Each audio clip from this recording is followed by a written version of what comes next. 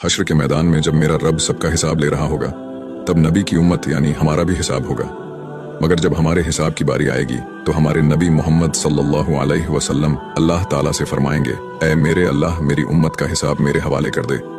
तो मेरा अल्लाह कहेगा, ऐ नबी क्यों? तो मेरे नबी अर्ज करेंगे, ऐ अल्लाह, इनका हिसाब मैं ले लूं ताकि इन्हें शर्मिंदा ना होना पड़े।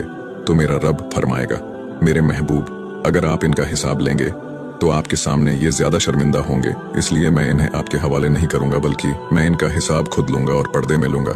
इसके बाद एक पर्दा आ जाएगा और उस पर्दे के पीछे अल्लाह पूरी उम्मत का हिसाब लेगा, जिसके बाद पूरे मजमे को किसी की अच्छाई या बुराई का पता नहीं चलेगा। अल्लाह के सिवा कोई नहीं जान पाएगा कि हम कितने बड़े गुनहगार हैं और हमने जाने अनजाने में कितने गुनाह किए। सुबहान अल्लाह। ए मोमिनो, तुम चाहो तो समुंदर के कतरे गिन सकते हो, आसमान के तारे गिन सकते हो, बारिश की बूंदे गिन सकते हो, लेकिन हमारे नबी और हमारे रब के हम पर कितने एहसान हैं, ये सारी जिंदगी